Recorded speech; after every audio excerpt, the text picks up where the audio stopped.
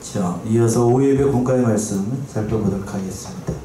공과의 말씀이 이사야 4장 1절부터 6절까지 있는 말씀인데, 공과의 말씀의 제목을 남은 자의 회복과 하나님의 영광 이렇게 잡았습니다. 누구의 회복이라고요? 남은 자의 회복. 본문의 말씀은 1장부터 3장까지 있는 그 결과, 죄악의 결과로 이스라엘과 남쪽에 있는 유다가 하나님의 징계를 받아서 참 어려움에 빠지고 멸망에 받을 것인데, 그러나 그들 가운데서 하나님께서 남겨준 자들이 있어요. 그 남은 자들이 회복이 되고 또 하나님의 영광에 참여하게 될 것을 예언한 희망적인 그런 말씀이죠. 그래서 이제 돼지를 이제 공과에 보게 되면 큰 돼지 하나로 남겨놓고 소돼지를 5개로 남았는데, 뭐 그렇게 나눠도 뭐 될 것 같긴 합니다만, 자세하게 나누는 것보다도 묶어서 하는 게 좋을 것 같은데 그렇게 하지는 않았네요. 1번은 남은 자의 간구. 정확하게 얘기한다라고 하면 여자들의 간구예요. 여자들, 남아있는 여자들의 간구입니다. 그러니까 두 번째는 여호와의 아름다움과 영광에 대해서 2절에서, 그리고 세 번째 남은 자가 된 거룩한 자들, 하나로 묶었으면 좋겠는데, 이제 네 번째 정결하게 하시는 여호와, 그 여호와께서 구름과 불로 보호하실 것이라는 것이 5절과 6절. 2번과 3번은 하나로 묶고 4번과 5번은 하나로 묶었으면 얼마나 좋을까 하는 생각이 저 개인적으로는 드네요. 자, 1번은 이제 1절은 남아있는 여자들의 간구예요. 1절 한번 보시면, 그날에 7 여자가 한 남자를 붙잡고 말하기를, 우리가 우리 떡을 먹으며 우리 옷을 입으리니 오직 당신의 이름으로 우리를 칭하게 하여 우리로 수치를 면케하라 하리라. 네, 그날에 7 여자가 한 남자를 붙잡고 말하기를, 그날이라고 하는 건 하나님이 심판하시는 그날이 임하게 되면, 7 여자들이 한 남자를 붙잡고 말한다는 거예요. 이게 무슨 상황이냐면, 이스라엘의 남쪽에 있는 유다가 전쟁으로 말미암아 전멸할 위기에 놓이게 되면, 전쟁이 일어나게 되면 가장 많이 죽는 게 남자들이죠. 전쟁에 나가서 남자들이 죽게 되면 남아있는 남자들이 씨가 말라. 그러니까 7 여자들이 한 남자를 붙잡고 한 남자를 붙잡고 자기의 남편이 되려고 서로 매달린다는 거예요. 성경에서 7은 완전 숫자를 상징을 합니다. 그러니까 많은 여자들이 남자가 없으니까요. 웬만한 쓸만한 자기 남편 된 사람도 죽고, 전쟁터 나와서 죽고, 아들도 죽고, 쓸만한 남자들은 다 죽고, 동네에 가봐야 남자라고 하는 게 있어요. 꼬부랑 할아버지, 할머니, 할아버지 하나, 나이 어린 꼬맹이 하나, 그 하나를 붙잡고 자기의 남편이 되달라고 필사적으로 매달리게 된다. 그 남자마저도 없으면 뭐가 가문의 대가 끊기고 완전히 그냥 저기하게 될 거니까 이렇게 되는 거예요. 그러면서 그 하반절에서 그랬죠. 우리가 떡을 먹으며 우리의 옷을 입으리니. 이 말이 뭔 말인가 하면, 당연히 여자들은 결혼 안 하게 되면 그 생계에 관련된 모든 권리를 자기가 해결하는 게 아니고, 보통의 경우는 누가 해결을 하죠? 남편이. 그렇죠? 남편이 나가서 돈 벌어오게, 여자는 집에서 보통 살림하는 게 성경적인 원리입니다. 요즘은 괴이한 세상이 돼가지고 혼자 벌어서는 살 수가 없는 세상이라 그렇게 됩니다만, 근데 여기서는 완전히 전세가 뒤바뀌어가지고, 쉽게 얘기해서 우리가 우리 떡을 먹으며 우리 옷을 입으리니, 이 말은 당연히 아내로서 누려야 될, 남편에게 당당히 요구해야 될, 돈 벌어 오세요, 제가 살림할 테니까, 이러한 권리를 포기하고, 여자가 어떻게 하겠다고, 내가 가서 돈 벌어오고 내가 가서 우리의 살림살이를 모든 것을 다 책임질 테니까 당신은 집에 앉아서 뭐 있으라고, 그냥 남편 노릇만 하고 있으라고. 남자들 신났겠다 이렇게 되면. 예? 남자분들 한번 얘기해 보셔.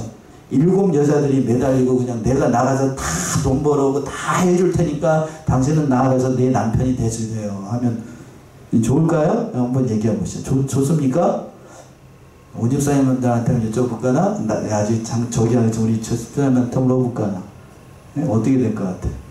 7 여자들이 매달려. 괴로워요? 괴로워요?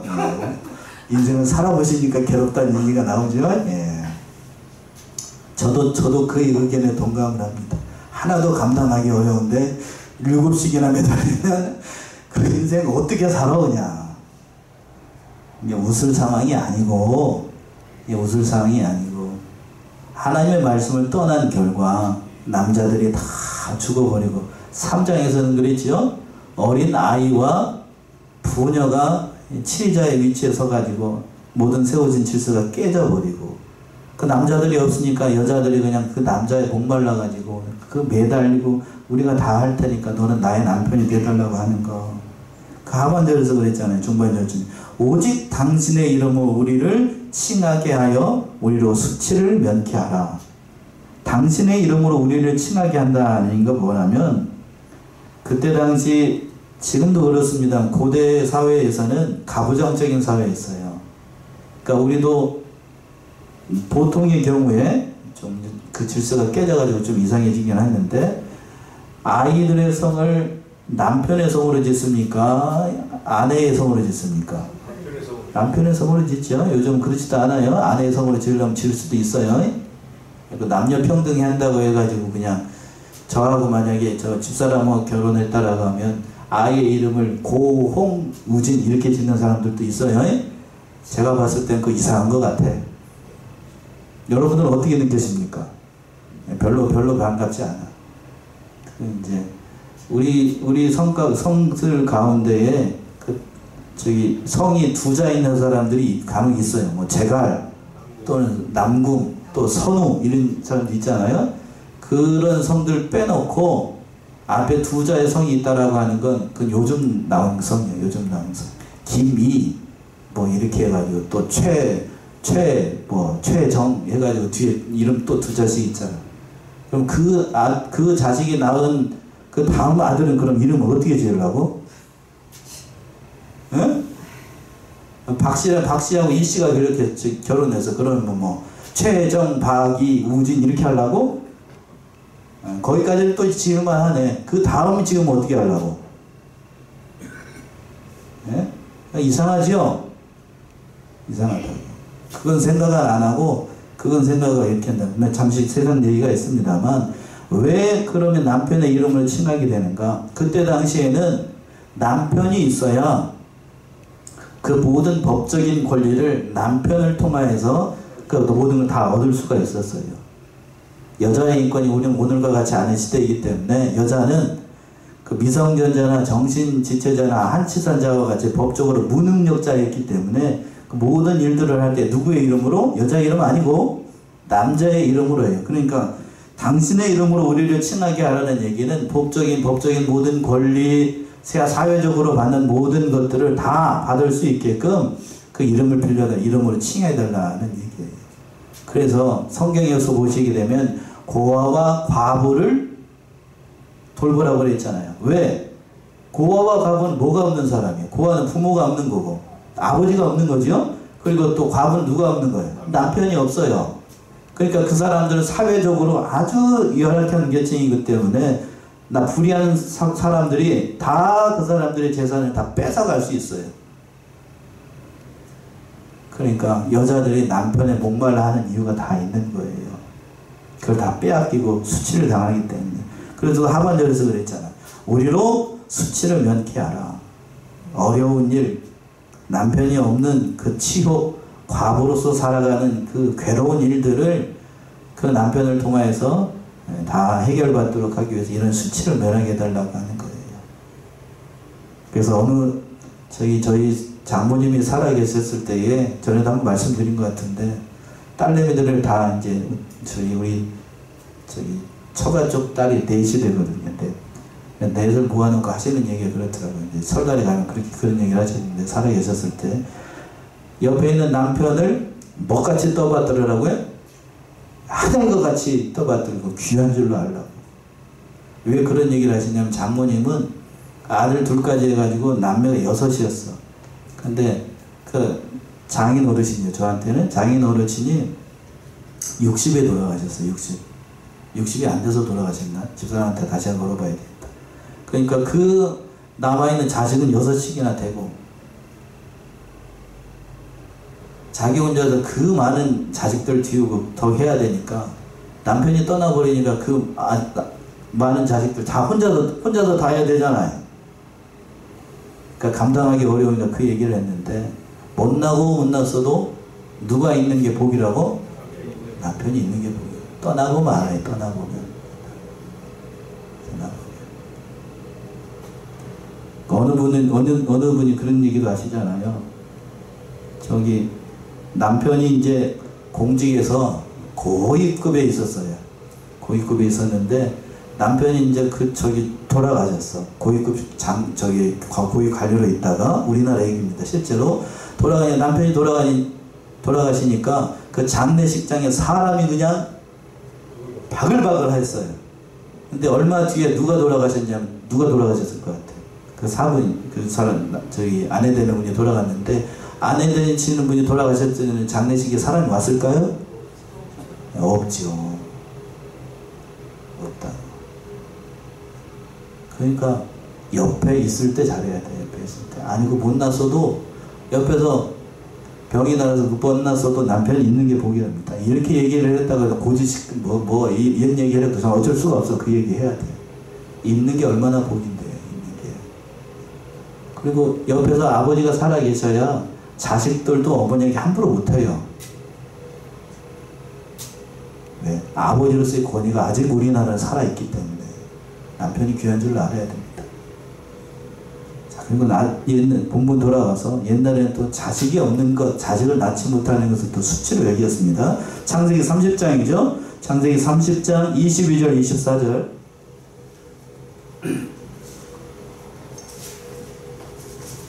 창세기 30장 22에서 24. 하나님이 라헬을 생각하시니라. 하나님이 그의 소원을 들으시고 그의 뜻을 여셨으므로 그가 임신하여 아들을 낳고 이르되 하나님의 부러움을 씻으셨다 하고 그 이름을 요셉이라 하니 여호와는 다시 다른 아들을 내게 더하시기를 원하였노라 했더라. 예, 그 23절에서 그랬죠. 그가 잉태의 아들을 낳고 가려되 하나님이 나의 뭐를 씻어주셨다? 부끄러움을 씻어주셨다. 남편이 없고 아이를 낳지 못한다는 건 참 부끄러운 일이에요. 그 수치를 면해달라고 남아있는 여자들. 이건 결국 하나님을 떠나는 결과 이스라엘 백성과 유다의 백성들이 맞이하게 될 비참한 걸 얘기를 하는 거예요. 좋은 상황이 아닙니다. 결코 좋은 상황이 아니에요. 그러나 하나님의 징계가 여기에서 끝난다라고 하면, 여기에서 다 이 징계를 이 백성들이 이렇게 비참한 가운데 놓여있다라고 하면 참 똑똑한 대가를 치른 것으로 끝나게 되겠죠. 그러나 하나님께서 2절 이하에서 오시게 되면 이스라엘의 남은 자들을 통하여서 회복시켜 주실 것을 약속하고 있어요. 2절 보시면 그날의 여호와의 싹이 아름답고 영화로울 것이요 그 땅에 솟아는 이스라엘의 피난한 자를 위하여 영화롭고 아름다울 것이며 그날의 여호와의 싹이 아름답고 영화로울 것이요. 여기서 그날이라고 했어요. 4장 1절에서도 그날이라고 얘기했는데 앞에서 그날은 부정적인 의미에서 그날이고 여기서 그날은 바로 긍정적인 의미예요. 똑같은 얘기를 하고 있습니다. 긍정적이라는 얘기는 여호와의 싹이 아름답고 영화로울 것이다.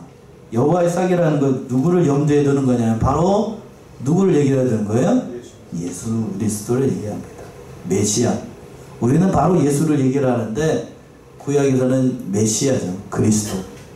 그리스도께서 오셔가지고 얼마나 그 백성 가운데 오심으로 얼마나 아름답고 영화로운 나라를 만들어 나가실 것인지.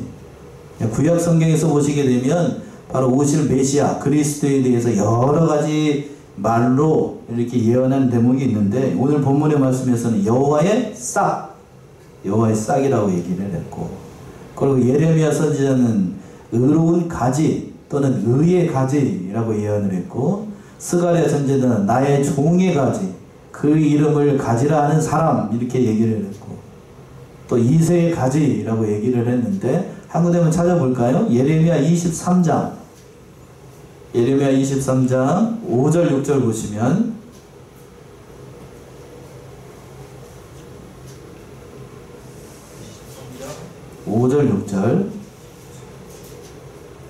자 여호와가 말하노라 보라 때가 이르리니 내가 다윗에게 한 의로운 가지를 일으킬 것이라 그가 왕이 되어 지혜롭게 행사하며 세상에서 공평과 정의를 행할 것이며 그의 날에 유다는 구원을 얻겠고 이스라엘은 평안히 거할 것이며 그 이름은 여호와 우리의 의라 일컬음을 받으리라. 예, 5절에서 그랬나요?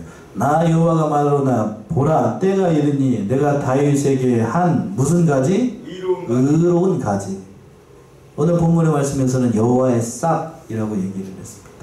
그 여호와의 싹이 즉 예수 그리스도가 얼마나 아름답고 영화로울지, 장차 오실 메시아를 통해서 이루어질 하나님의 축복이 얼마나 기쁘고 감사할 것인지. 이건 초림의 예수님보다는 어떤 예수님에 초점을 맞춘 걸까요? 재림의 예수님에 대해서 얘기를 하는 거죠. 궁극적으로 오실 메시아의 왕국, 이 땅에서 이루어진 하나님의 나라. 우리 이병규 목사님은 그 왕국을 무슨 왕국이라고 했다고요? 천년왕국을 얘기하는 거예요. 그래서 그 땅에서 사는 이스라엘의 피난자를 위하여 영화롭고 아름다울 것이다. 그쵸? 그 나라에서 이루어질 땅의 소산, 그러니까 하나님의 나라에서 이루어질 그 아름다운 열매, 그 열매를 두고 여러 가지로 얘기를 하는데 바로 교회, 그 교회를 이루고 있는 하나님의 모든 백성, 그들이 얼마나 아름답게 될 것인가를 얘기를 하는 거예요. 천년왕국에 들어갈 때 우리는 누구의 몸으로 변화를 되죠? 누구와 같은 몸으로? 예수님과 같은 몸. 우리 한 사람 한 사람이 다 예수님과 같은 몸으로 변화가 돼서 이스라엘의 피난자를 위하여 영화롭고 아름답게 될 것이다. 그 땅의 소산, 즉 우리 자신이 얼마나 아름다운 존재로 변화가 될 것인지 속해 왔으면 좋겠죠? 이렇게 여러분들도 지금 앉아가지고 콜록콜록대고, 저도 이제 이 기관지가 좀 좋지 않아서 몸이 조금만 좋지 않으면 다 어디로 오게 되냐면 다 어디로 올 것 같습니까? 다 목으로 와요. 목으로. 감기 기운이 와도 목으로 오고 몸살 기운이 와도 목으로 오고. 근데 이러한 몸이 아니라 장차 오실 하나님의 나라에서 이루어질 그 나라는 참으로 귀하고 아름답고 복된 나라, 그 날이 될 거예요. 그 날이 좀 속히 오기를 바라는데 참 세상의 모든 이치로 봤을 때 멀지 않은 건 사실인 것 같습니다. 자, 그리고 3절 보시면 3절 시온에 남아있는 자, 예루살렘에 머물러 있는 자, 곧 예루살렘에 있어 생존한 자 중 용명된 모든 사람은 거룩하다 칭함을 얻으리니. 예, 시온에 남아있는 자, 예루살렘에 머물러 있는 자, 남아있는 자. 자, 여러분들에게 한번 여쭤볼게요. 전쟁이 나서 앞에서 그랬죠? 7 여자들이 한 남자에게 매달린다고. 전쟁이 나서 참 모든 옆에 있는 사람들이 다 죽었을 때 계시록의 말씀대로 땅에 3분의 1이 죽고 3분의 2가 저기하고 또 3분의 1은 살아남고 수많은 사람들이 전쟁에서 죽고 될 때에, 그럴 때에 죽는 것이 행복한가요? 살아남은 게 행복한가요? 여러분이 한번 선택을 해보세요.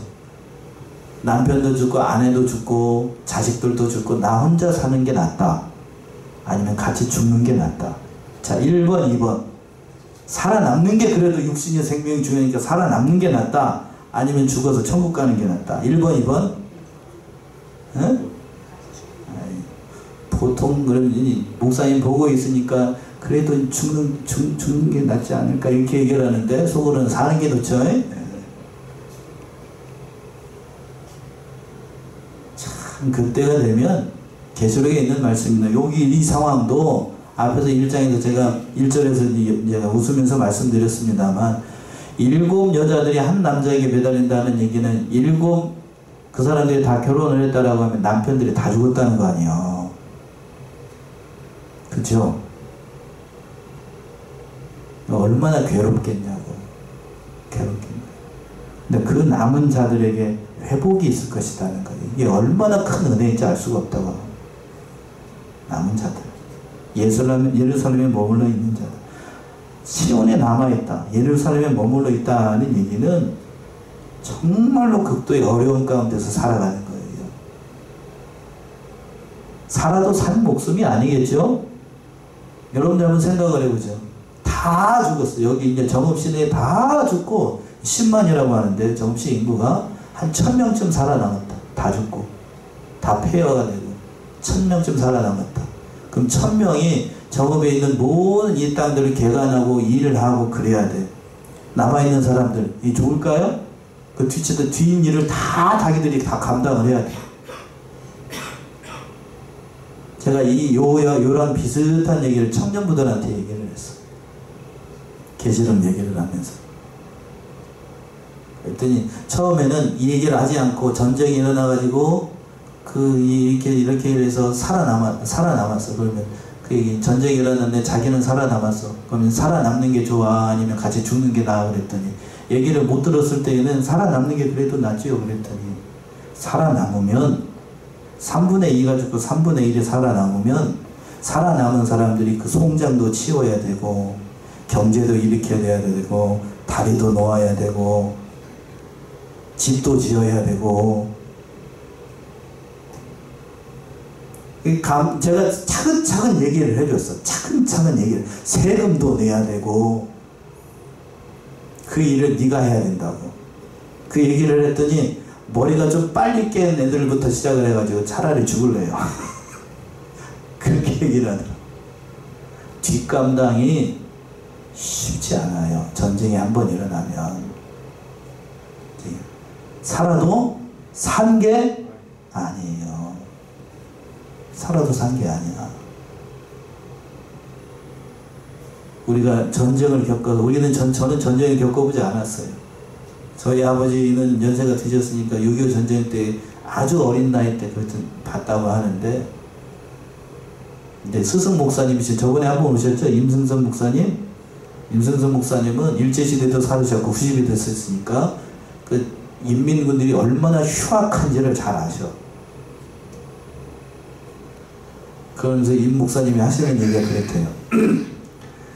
자기가 믿음 생활할 때, 자신이 믿음 생활할 때에는 그 어려운 시기를 다 겪고, 보릿고개 겪고, 전쟁을 겪고, 인민군들이 어떻게 하는 사실도 알고, 그러면서 이렇게 지금 신앙생활하는 사람들 보게 되면, 목사님이 이제 자기 아들 목사님 있는데 삼백교회 계시잖아요. 믿으시킨 뭐 그런데요.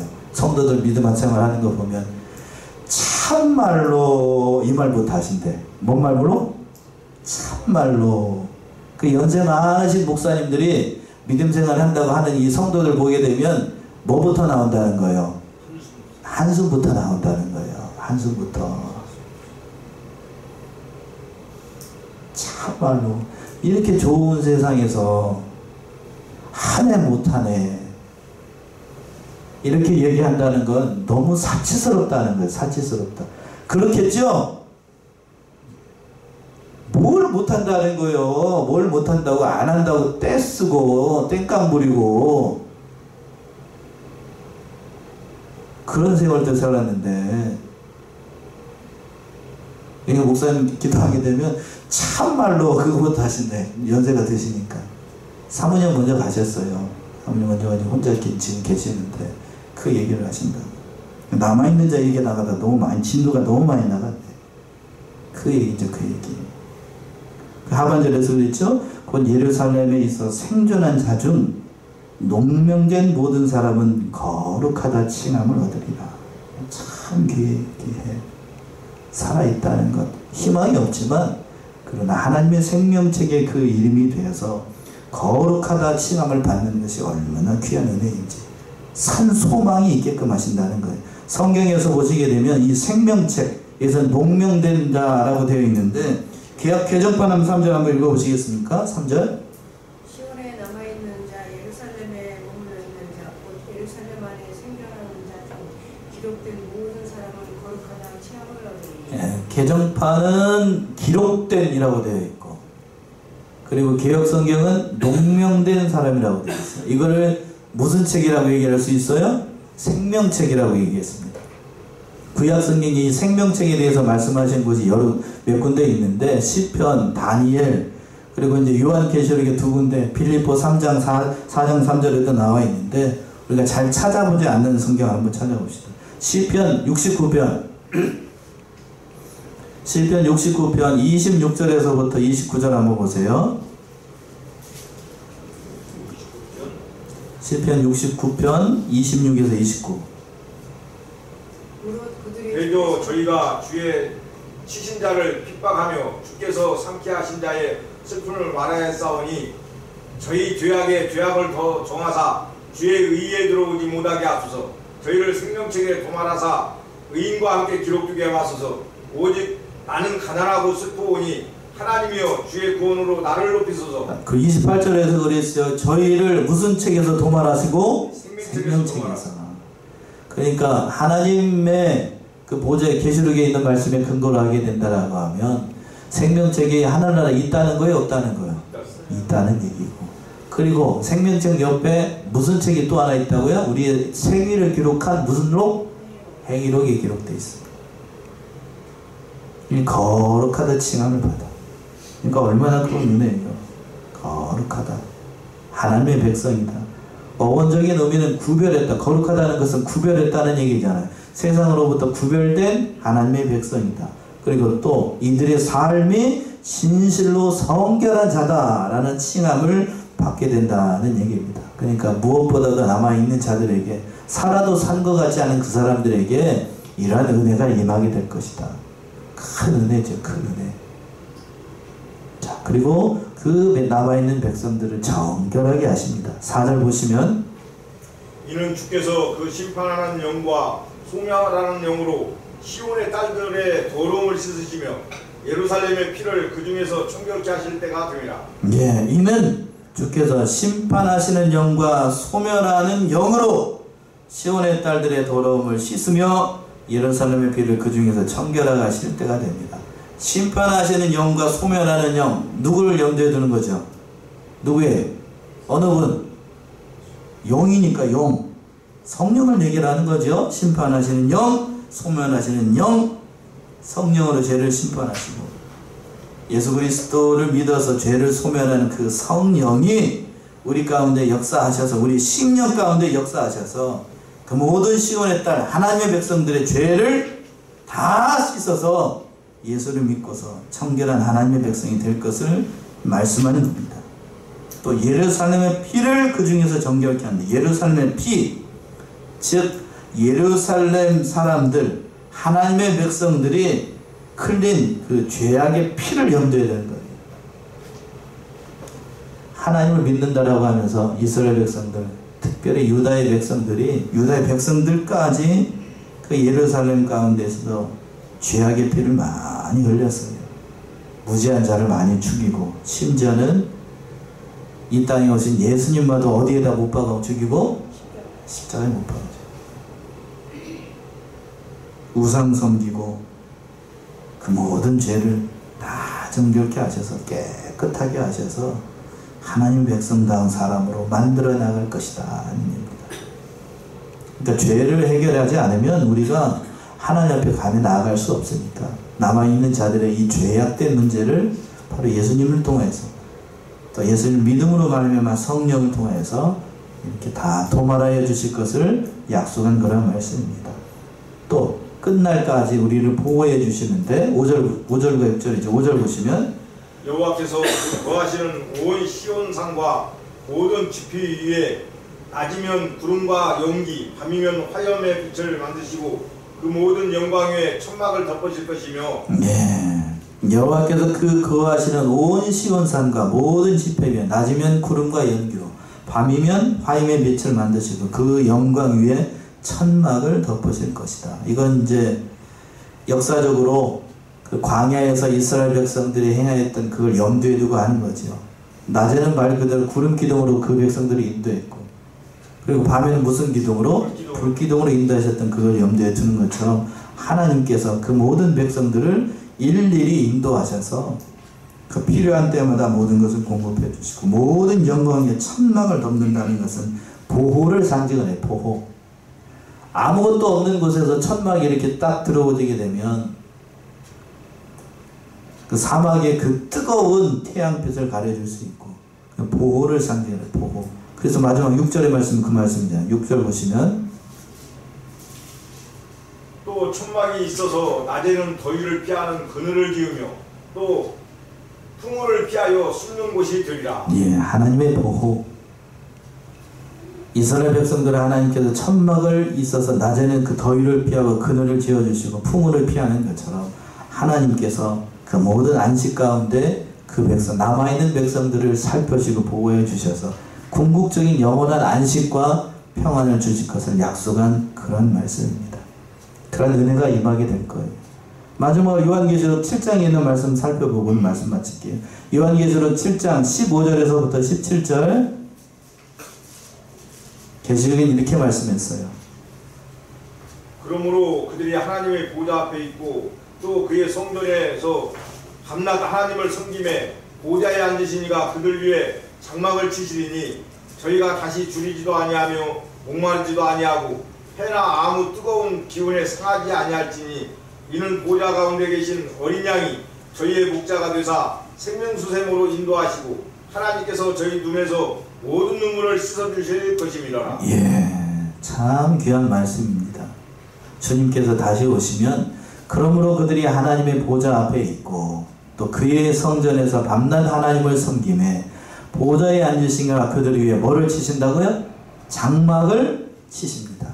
장막은 보호를 상징하는 장막을 치시고 저희가 다시는 줄이지도 아니하고 목마르지도 아니하고 해나 아무 뜨거운 기운이 상하지도 아니할 것이니 완전한 보호를 얘기를 하는 거죠. 그리고 마지막에 이는 보호자에 계신 어린 양이 저희의 목자가 되사 생명수샘으로 우리를 인도하여 주시고 하나님께서 저희 눈에서 모든 뭐를 씻어주셔요? 눈물을 씻어주십니다. 잘했다 칭찬과 더불어서 예수를 믿는 것 때문에 고난받고 어려움 당했던 그들의 눈물을 다 씻어주셔요. 이 날이 속히 오기를 바라지요. 믿는 자들은 이 날을 바라보고 있는 이 날을 바로 남은 자들을 통해서 이스라엘을 회복시키고 그들을 하나님의 백성으로 다시 세우셔서 영원한 하나님의 나라를 세워나갈 것을 회복할 것을 하나님의 영광을 드러냈을 것을 약속한 말씀입니다. 이 날을 소망하면서 오늘 하루도 믿음 안에서 승리하고 장차 하나님의 나라 가운데 임하게 될 그 영광을 바라보면서 우리에게 맡겨진 사명에 충성하는 저와 여러분들이 다 되시기 바랍니다. 기도하겠습니다.